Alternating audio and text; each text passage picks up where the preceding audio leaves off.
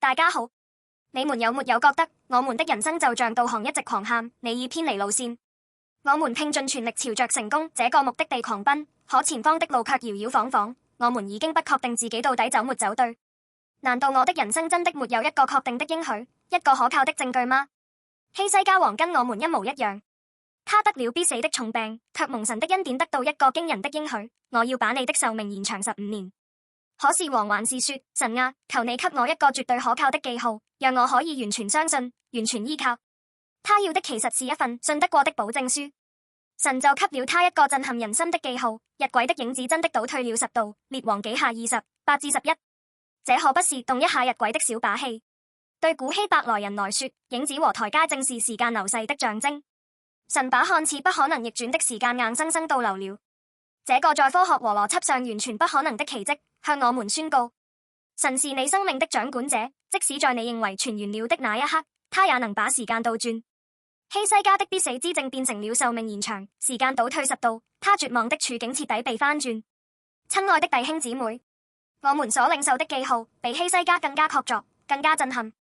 我們擁有一份永不失效的智能合約——耶穌基督自己。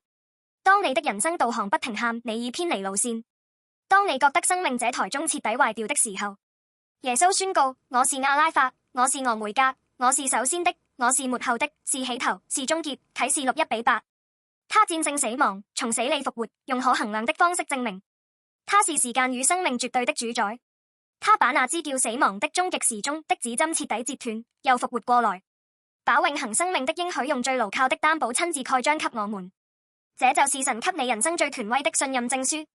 你過去的錯誤、現在的動盪、未來的不確定，在基督裡全部被徹底逆轉。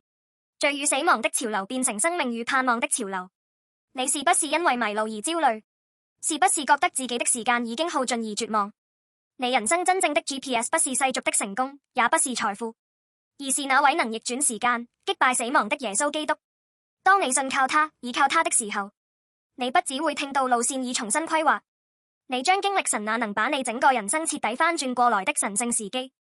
就在此刻，就在這裡，像希西家一樣，你願意邀請那位能把你人生徹底翻轉的主，成為你生命真正的主宰嗎？